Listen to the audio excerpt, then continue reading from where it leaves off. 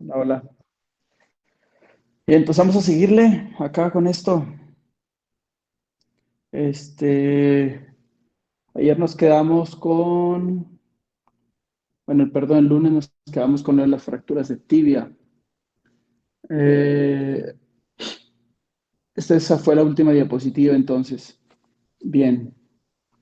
Lo de las fracturas de tibia para la reducción siempre va a ser difícil, sea un trazo oblicuo o sea un trazo transverso, siempre es difícil y más cuando han transcurrido varios días después de la lesión, como suele sucedernos en las instituciones públicas donde no operamos los pacientes de forma inmediata.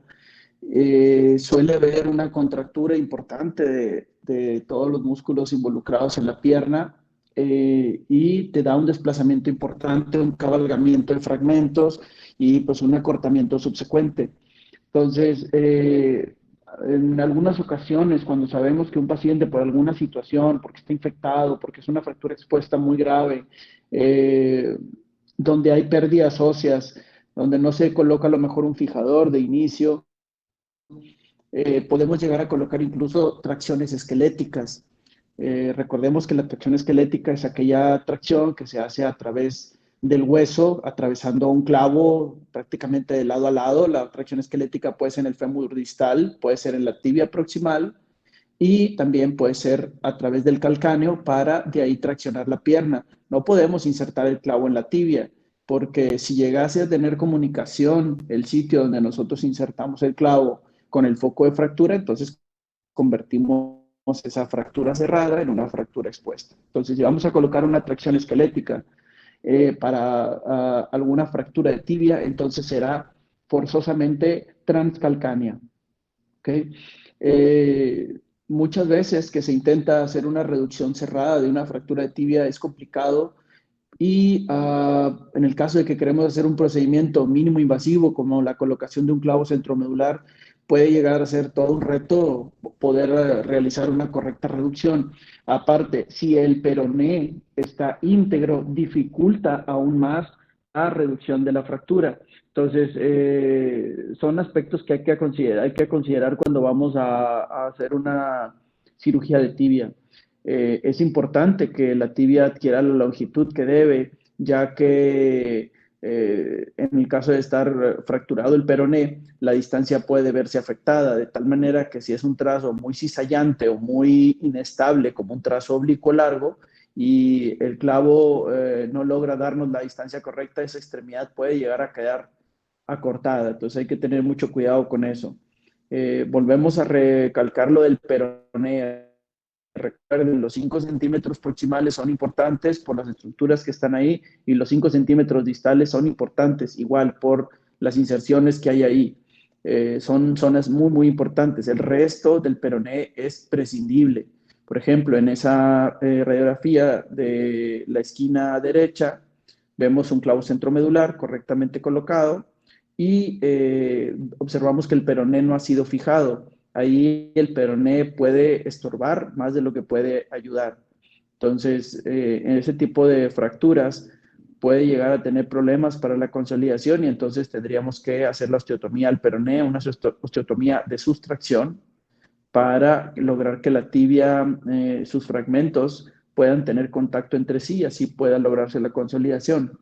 Bien importante en la situación de los clavos centromedulares, eh, es que no te protruya el clavo o que no quede sobresaliendo en la parte proximal, porque se mete eh, por la rodilla prácticamente. Tenemos que hacer una artrotomía en la rodilla para lograr llegar al punto de inserción del clavo, para lograr acceder al canal medular, es prácticamente a través de la rodilla. Eh, es importante que no te quede protruyendo el clavo porque entonces podría causar un choque con la rótula, sobre todo cuando la rodilla está en extensión. Cuando está en flexión, pues no, digamos que se abre la rodilla y en esos casos no chocaría el implante con la rótula. Pero si se hace la extensión y el implante está lo suficientemente salido, podría tener contacto con la rótula y eso ser una molestia constante para el paciente. Hay que tener mucho cuidado también cuando se accede al canal medular por esta zona. Muchas veces, o la mayoría de las veces, el abordaje al canal medular es transtendón, es decir, el tendón rotuliano lo seccionamos prácticamente por la mitad para lograr acceder a la tibia. eh, y si no se es cuidadoso, pudiéramos llegar a lesionar las inserciones de los meniscos o la inserción del ligamento cruzado. Incluso pues, están descritas lesiones inadvertidas de una sección completa del ligamento cruzado anterior porque te fuiste con el bisturí muy abajo. Ahí prácticamente hay que abrir el tendón por la parte media y utilizar un instrumento romo como unas pinzas de Kelly, pudiera ser una Kelly curva para hacer, digamos, una ventana en el tendón y poder acceder al canal medular. Ojo, la sección del tendón es en longitudinal, obviamente, en el sentido de sus fibras. No habrá una interrupción en la eh, sustancia del tendón si lo hacemos longitudinal. Si lo haces transversal, pues obviamente se va un pedazo para arriba y otro pedazo para abajo. Entonces, la sección en los tendones para acceder a otras estructuras es en sentido longitudinal, en sentido de sus fibras. Se lastima un poco el tendón, pero en la mayoría de los casos funciona bastante bien siempre y cuando hagas un correcto cierre y la inserción del implante no haya lastimado demasiado el tendón rotuliano. Importante también que cuando estés introduciendo el clavo se esté utilizando un intensificador de imágenes, tanto para ver la reducción que sea correcta como para medir la longitud del implante, ya que también está descrito las lesiones en las cuales se ha protruido hacia la zona del tobillo por la tibia distal con el implante, con el clavo centromedular y eso pues provoca un desastre completamente. Adelante. Bien, estructuras importantes que dan mucha estabilidad. Una de ellas es la membrana interósea, la cual está fijada a la tibia y al peroné desde sus extremos prácticamente en toda su longitud. Y esta estructura, junto con las demás ligamentarias y musculares, le pueden dar cierta estabilidad a los fragmentos de fractura. Si el peroné está roto, es muy probable que la membrana interósea también se haya podido lesionar. Entonces, eso realmente no lo valoramos. Nosotros no nos enfocamos a si la membrana interósea está íntegra o no. Realmente si está rota o está desgarrada, no vamos a ir a repararla, pero si sabemos que si está íntegra, pues te da cierta estabilidad en la fractura. Adelante.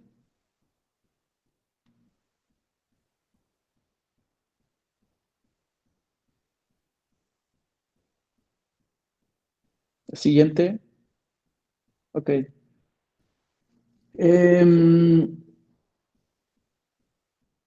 Es bien importante, como en todas las cosas, como en todas las situaciones que se nos presentan en esta carrera, siempre hacer una buena historia clínica. Recordemos que conforme vamos adquiriendo la experiencia, ya nuestras historias clínicas van bien dirigidas. Ya no es una historia clínica en la que divagamos tanto, en la que dejamos tantos huecos, que tal vez nos podríamos enfocar en lo más importante y dejar las situaciones que son bastante banales de lado, como pues eso de que si la casa está hecha de ladrillos, si está hecha de blocks, si tiene el piso de tierra o no. Nos interesarán a lo mejor otros aspectos ya con una historia clínica dirigida, un paciente, un accidente, pues obviamente saber los generales, saber la edad, saber las comorbilidades, saber situaciones de alguna alergia o algún inconveniente para aplicar medicamentos. Eso es importante a qué se dedica la persona, es importante dónde sucede el accidente, en qué condiciones sucede, si el paciente está alcoholizado, drogado, todo eso puede intervenir. Pero bueno, ya nos vamos dirigiendo más hacia a lo que más importa. Obviamente hay que dar prioridad a ciertas situaciones. Muchas veces estos pacientes que vienen con fracturas de tibia son lesiones derivadas de accidentes de tránsito, desde mediana energía hasta situaciones de alta energía. En nuestra comunidad abundan las lesiones de motociclistas. Es muy común por esta zona de que haya muchas lesiones por atropellamiento en personas que se desplazan en motocicleta. Es un caso curioso. La verdad que pues, yo he vivido, no sé, en Coahuila, Nuevo León, Tamaulipas, y de calle, Tamaulipas, tiene un chingo de accidentes por atropellados de motocicleta, bastante. Algún tiempo viví en Ciudad Mante, parece que ahí eso es lo más común, que los atropellen en motocicleta. Ya dejó de ser pueblo bicicletero, es motocicletero. Y son lesiones muy, muy comunes. Eh, Son zonas muy expuestas cuando el paciente o cuando la persona se desplaza en un vehículo de estos, no hay protección alguna para las piernas.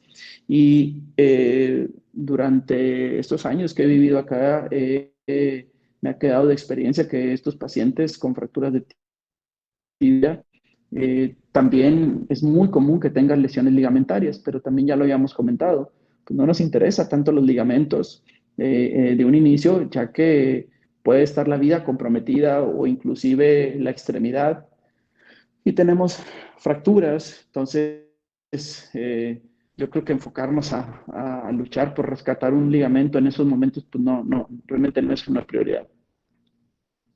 Adelante. Perdón por los que son de Mante, pero bueno, pues así es. Chingos de motos. Este, bien, en cuanto al cuadro clínico, al ser un hueso muy expuesto, con poca cobertura en una buena parte de su longitud, las lesiones suelen ser muy evidentes, se nota muy fácil o más fácil que otras ubicaciones o que otras localizaciones anatómicas. Cuando hay fracturas, algo que hay en la cual hay una disrupción del hueso, de las corticales, sobre todo en la cara anteromedial. Entonces, es fácil notar, más que en otros huesos, una fractura de tibia. Eh, Esto, como una excepción, serían las fracturas incompletas, que la verdad son muy, muy raras. En adultos, en niños, pudiera ser que se presenten fracturas en tallo verde, pero en adultos prácticamente todas son desplazadas. Es raro. El paciente, por lo regular, no va a apoyar. Es un paciente que llega con mucho dolor. Es el segundo hueso más grande que tenemos en el cuerpo y llega con muchísimo dolor. Eh, la alimentación funcional pues es prácticamente total.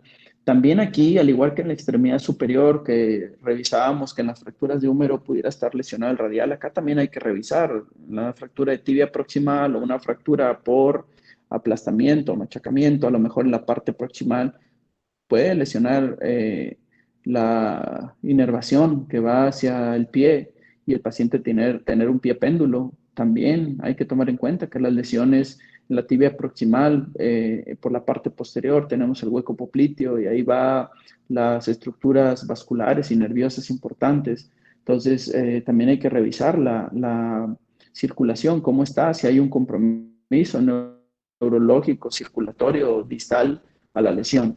Es muy, muy importante valorar eso. Adelante. Después de la evaluación inicial y no habiendo lesiones en órganos que pongan el periodo de vida, se hace énfasis en lo siguiente, pues, lo que les acabo de comentar, ¿sí? De si hay un compromiso neurovascular y tratar de buscar una reducción de la fractura. La verdad es difícil en un área de urgencia que un paciente te aguante una maniobra para tratar de reducir, es complicado. Lo que regularmente hacemos con las fracturas de tibia es que vienen con una deformidad muy importante y lo que hacemos es al menos alinearla. Si está una fractura de tibia y peroné completa y está la pierna muy angulada, eso compromete la circulación. Es como si doblaras una manguera y puede comprometer la circulación. Entonces tenemos que por lo menos alinearla Por lo regular hacemos un poquito de tracción, tomando el tobillo con nuestras manos y un ayudante o dos ayudantes se dedican a colocar una férula. No vamos a inmovilizar ese tobillo así como esté todo angulado, porque eso puede reducir mucho el aporte sanguíneo que vaya hacia la zona distal a la lesión. Entonces, hay que hacer realmente no una reducción propiamente, pero por lo menos alinear y darle un poquito de longitud a esa extremidad y mejorará la cuestión neurológica y la cuestión vascular sobre todo.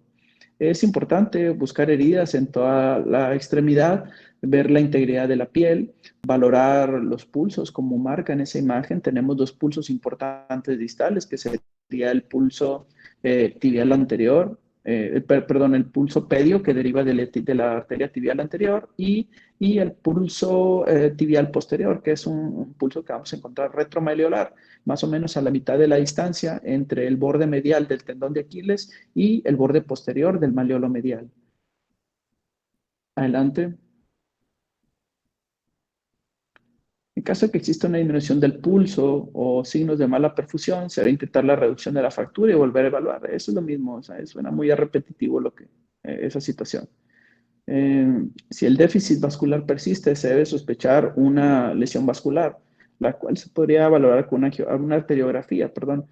Sobre todo en las lesiones que están cerca del hueco popliteo, puede haber un desgarro importante de la arteria poplitea y disminuir el riesgo, perdón, disminuir el riego de una forma severa. Entonces, en esos casos, bueno, pues tenemos que echar mano de un cirujano vascular para que haga un estudio. Lo primero que se hace por lo regular son así rapidito un Doppler con el aparatito este que suelen cargar los especialistas en esas áreas para checar los pulsos distales a la lesión. Ahí, no que el paciente ya no sea de traumatología, el paciente se hace un trabajo conjunto. Lo que se puede hacer de forma rápida y que sería lo ideal en caso de una lesión vascular, pudiera ser una fijación externa. Eso te ayuda mucho a controlar un daño. Supongamos que hay una lesión arterial y el cirujano cardiovascular lo repara, eh, o el angiólogo lo repara, los mismos fragmentos de fractura, si no están reducidos, puede llegar a provocar una nueva lesión con los bordes de fractura que sean muy agudos.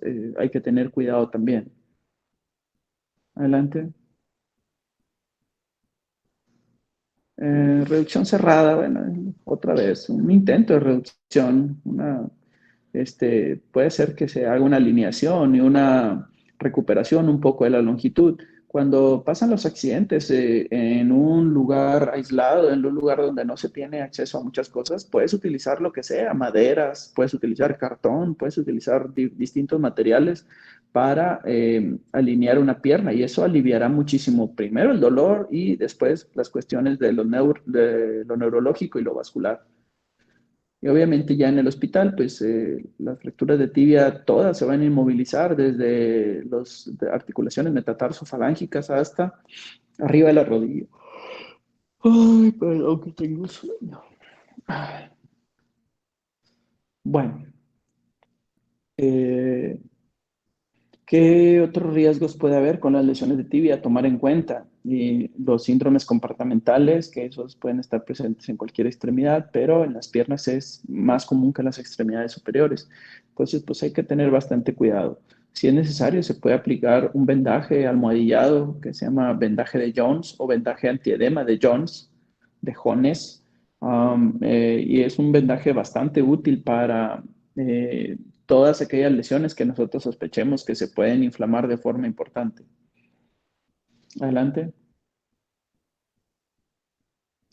¿Qué estudios radiográficos se piden?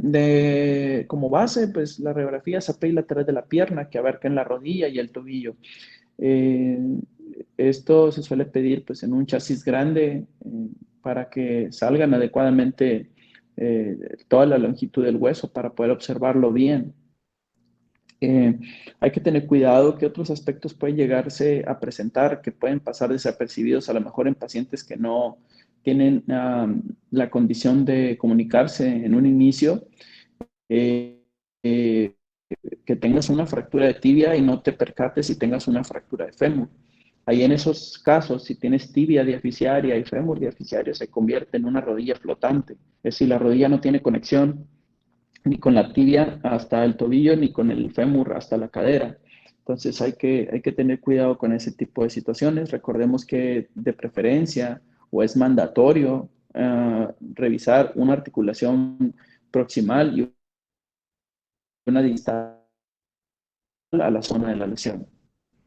Las radiografías de la pierna muchas veces para valorar otras situaciones pueden pedirse que sean de pie. En estos casos, pues obviamente no vamos a insistir en eso, con que se tomen unas buenas radiografías a pie lateral es más que suficiente. Esa imagen que vemos ahí en la diapositiva, si le notan algo raro, tiene como un ensanchamiento en su diáfisis a nivel de su tercio medio con distal. Tiene un ensanchamiento, eso es una hipertrofia del hueso, muy seguramente por resultado de una lesión ósea, muy probablemente una fractura ya consolidada. Adelante. Eh, Descripción de la lesión es importante en el expediente. Hacer una correcta descripción acerca del estado de la piel, si está contundido, no está contundido. Esto nos podrá orientar a si hay riesgo de una pérdida, de una necrosis o pérdida de tejidos, si los tejidos blandos están, si la piel está íntegra, ya así nos podemos, podemos determinar si una fractura está abierta o está cerrada. Recordemos que existe una clasificación, no sé si ya eso ya lo checamos, no lo recuerdo bien, que es la clasificación de Bustillo y Anderson para las fracturas expuestas. Eh, es importante también describir la localización anatómica de la fractura en su diáfisis, si es tercio proximal, medio o distal. Eh, por favor, siempre que describan una fractura de tibia, recuerden que la meseta tibial es una cosa, no puedes decir, es una fractura de tibia, ir a presentarla como tal, así sencillo, no, es una fractura de meseta tibial. Y si es en la parte distal, es una fractura de tobillo o es una fractura de pilón tibial, ¿sí? No es lo mismo, no son las mismas, no nos podemos referir a ellas como tibia, sí, forman parte de la tibia, pero para términos de tratamiento no, y pronóstico no será lo mismo. Adelante.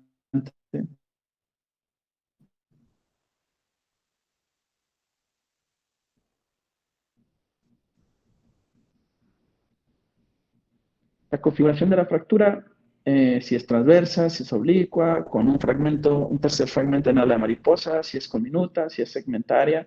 Obviamente, entre más complicado esté, la fractura más difícil será su tratamiento. En la figura, la letra A, vemos que hay una fractura diaficiaria, pero con una presencia de un tercer fragmento en ala de mariposa. Ese triángulo que se ve es un ala de mariposa. En el inciso B tenemos una fractura transversa completamente, un trazo simple, es un trazo no complicado y que este trazo representa el ideal para la colocación de un clavo centromedular.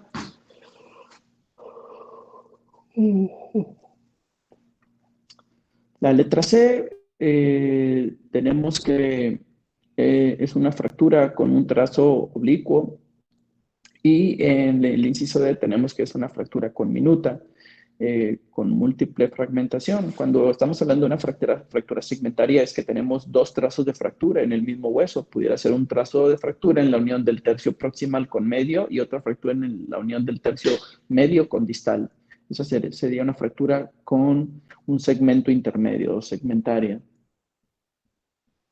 Adelante. La angulación, lo podemos ver, lo del antecurvatum o recurvatum en la imagen de radiografía lateral. Por ejemplo, en la radiografía que está colocada ahí del lado derecho, es una radiografía lateral y el pie, digamos que está hasta atrás. Eso se llama antecurvatum, es decir, la curva está anterior, ¿sí? Y si la curva estuviera hacia atrás, es decir, el pie como es desplazado hacia adelante, sería un recurvatum, ¿sí? Y en la toma AP podemos valorar si está en varo o valgo. Recuerden que si está echada hacia afuera, hacia el borde externo del pie o hacia el peroné, como quieran verlo, eso está en valgo. Y si está al revés, será en varo. En las extremidades,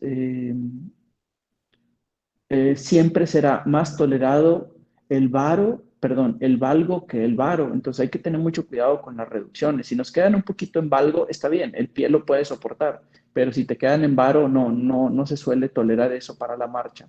Entonces, tratamos de que quede al 100, pero si queda con un poquito de valgo, no hay tanto problema. Adelante.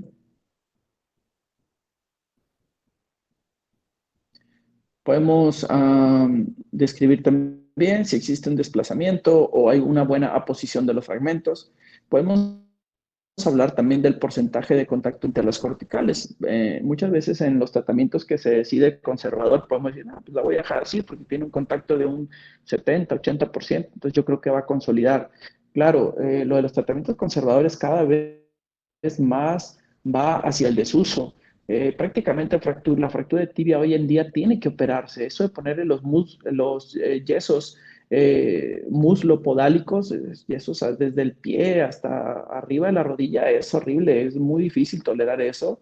Y son yesos que tienes que traer de 3 a 4 meses, es prácticamente la muerte, traer esa chingadera todo el tiempo. ¿No? Te ensucias de todo, es un desmadre, no, está bien cabrón.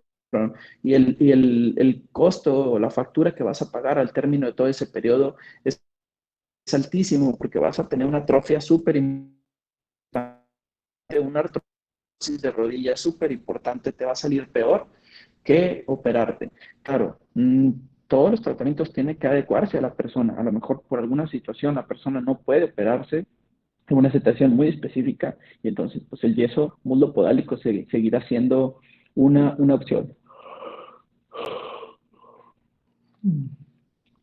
Hay que ver y anotar en el expediente si hay un acortamiento o una distracción, la cual es rarísimo, casi siempre vamos a tener un acortamiento.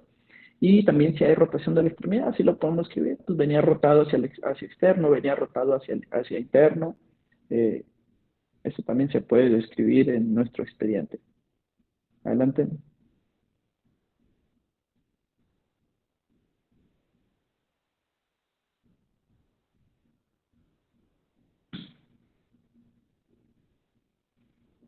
No ha avanzado.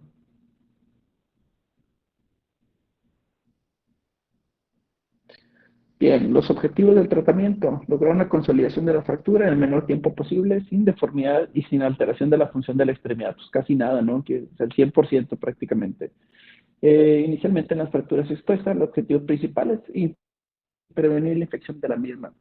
Claro, obviamente, si es una fractura expuesta, hacer un tratamiento de inicio invasivo y colocarle implantes, una fractura que se considera muy contaminada, sería completamente un error. Digo, si Diosito es bueno. Ay, caray, como que se cortó la. Bien, si Diosito es bueno, pues igual hasta pacientes que tienen un chingo de riesgo no terminan infectados, pero hay que tener mucho cuidado. No podemos meterle muchos implantes a una lesión que está con mucho riesgo de tener una contaminación importante. Bien.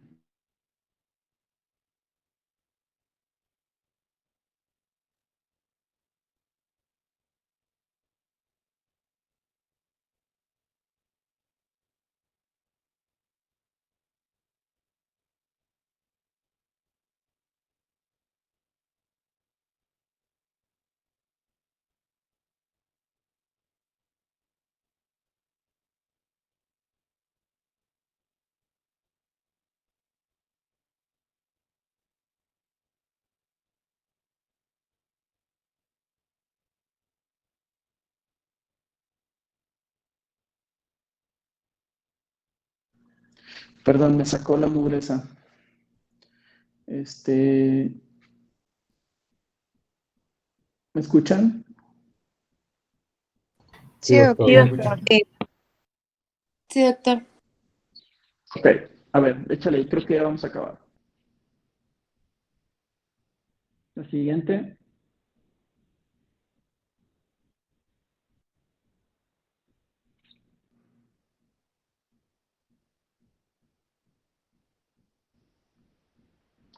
no ha cambiado.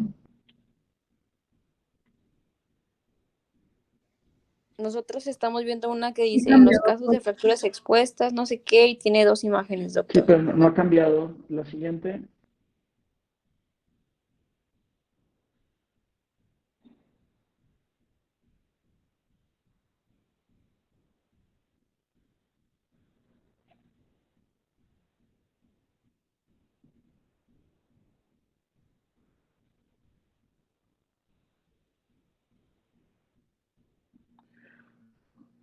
una atrás.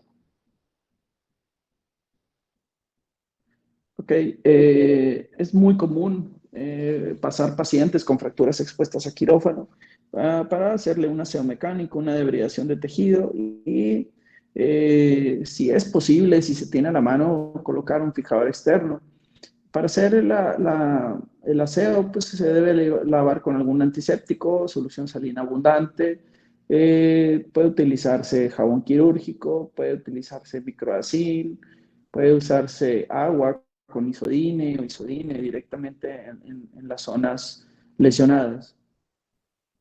Adelante. La reducción cerrada de yeso muslopodálico prácticamente está fuera ya en cuanto a los adultos. Es todavía muy común en los niños, eso sí cambia el tratamiento. Reducción cerrada y fijación externa puede llegar a ser un tratamiento definitivo, pero habitualmente se utiliza solamente como un tratamiento temporal y después se quita ya la fijación y se coloca el implante definitivo. La reducción abierta y la fijación interna con placas se suele utilizar bastante todavía, dependiendo de la localización de la fractura, pero no es el gol estándar de tratamiento. El gol estándar seguirá siendo la reducción cerrada y clavo bloqueado con un método de cirugía mínima invasiva. Adelante. En la primera imagen tenemos una fotografía de un yeso muslo podálico. Imagínense traer eso durante varios meses, es la pinche muerte. La imagen del lado izquierdo, pues es un clavo bloqueado de tibia, así se ve en el plano frontal, así se ve un clavo centromedular colocado dentro del canal. Adelante. Las cirugías mínimo invasivas, por ejemplo, en la imagen de la izquierda estamos viendo la colocación de una placa de tibia, una placa anatómica que se va deslizando superiósticamente a través de todo el borde medial, anteromedial de la tibia. Sin hacer un abordaje completo. En la imagen del lado derecho vemos una fijación externa con un fijador tipo AO o tipo Tula. Adelante. El tratamiento dependerá en cada caso, teniendo en cuenta algunos aspectos como si tenemos una pérdida de tejido blando, la localización de la fractura, si es un tercio medio, pues lo ideal es el clavo centromedular. Si son tercios proximales, a lo mejor ya puedes cambiar la tibia. Igual así en los tercios distales, en los cuales puedes poner una placa anatómica para tibia distal. Es importante valorar el trazo de fractura, si es estable, si es inestable. El compromiso de otros órganos y sistemas, recordemos, el tratamiento inicial puede variar. Si es un paciente muy lastimado con múltiples fracturas, pues no le vas a hacer un clavo centromedular de primera intención, aunque lo tengas a la mano, puesto que al hacer el rimado del canal medular, al manipular esa zona, puedes liberar trombos al sistema, más de los cuales ya puede tener el paciente por otro tipo de lesiones y afectar su buena evolución o empeorarla, en el caso pudiera ser hasta con consecuencias fatales, como una tromboembolia pulmonar. Hay que valorar también si hay un compromiso articular y también el tiempo de evolución. Son todas ellas situaciones que importan para decidirte por un tratamiento para fracturas de tibia. Adelante.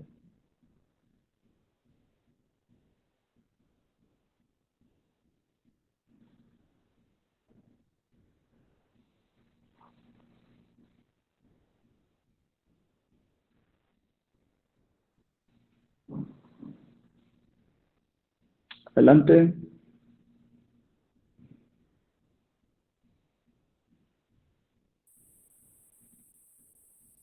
Ok. Se adelantó una atrás. Criterios de reducción. Una reducción aceptable puede definirse como la posición de los fragmentos de la fractura que permite una consolidación adecuada de la misma sin repercusión sobre la función de la extremidad. Es decir, hay que cuidar mucho las angulaciones, si queda en recurvatum, antecurvatum y sobre todo el varo o valgo que pueda quedar en esa extremidad. El varo no es nada bien tolerado, el valgo puede ser hasta cierto punto mejor tolerado. Adelante. Una vez realizada la reducción, se debe de inmovilizar la extremidad. Bueno, este es el tratamiento de inicio. La férula podálica, un vendaje de Jones, lo que corresponda. Si se va a decidir por un tratamiento conservador por alguna situación, que repito, ya casi no sucede, se puede colocar un aparato de yeso, un aparato de fibra de vidrio, que todavía pues, es un poquito mejor tolerado que el yeso. Y se debe controlar, se debe realizar controles periódicos para valorar la evolución, la correcta evolución de esa lesión, en caso de tener un molde de yeso o de fibra de vidrio. Adelante. Si hay pérdida de la erupción, en caso de un tratamiento conservador, se debe tomar la decisión de corregir por medios conservadores o quirúrgicos de acuerdo a las características del caso. Por medios conservadores, si es una etapa temprana, pues pudiera ser que quites todo, hagas una reducción y coloques un nuevo aparato. O quirúrgico, si ya está consolidado, por medio de osteotomías. Adelante. El periodo estimado de consolidación en adultos es de 12 semanas, lo cual puede estar influenciado por diferentes situaciones, como la edad, si te había mucho desplazamiento, si era una lesión grave, una con lesión de tejidos blandos, lo que afecta a la vascularidad, si hubo infección al inicio o en el transcurso de la curación, si tiene un peroné íntegro, recordamos que puede estorbar, y la demora en el apoyo de la extremidad. Hay que ponerlo a apoyar en el tiempo correcto, sobre todo cuando trae clavos centromedulares. El apoyo es mucho más precoz que cuando se tiene placas. Adelante.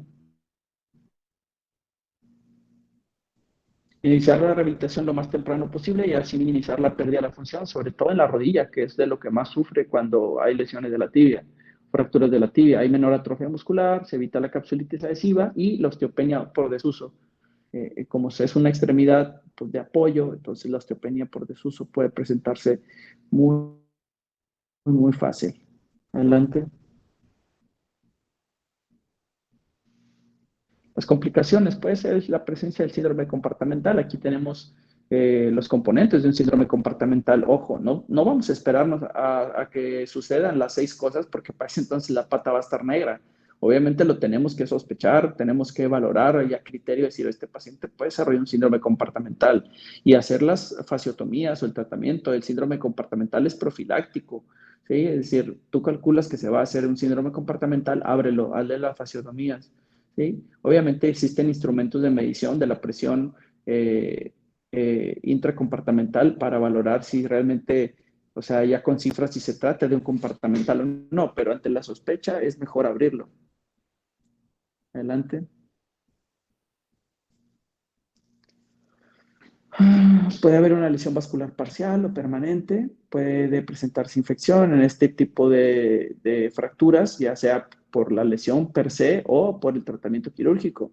Puede haber un retardo en la consolidación, sobre todo si se decide mal el tratamiento o si el paciente tiene una alteración vascular o tiene aspectos negativos como el uso del tabaco, lo que afecta a la circulación.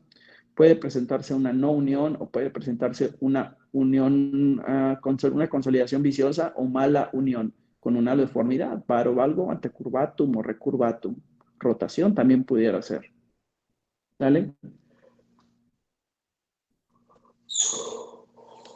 Es una imagen donde tenemos una fractura de tibia que se acerca a la zona problema en el tercio distal, una fractura con un trazo cizallante. Lo podemos ver en la primera imagen, es una imagen lateral donde vemos que al no haber una consolidación se fatigó el clavo de tibia y se fracturó. Entonces, pues eso ya son más broncas, hay que meterse y retirar. Obviamente de todos los implantes que ya están rotos.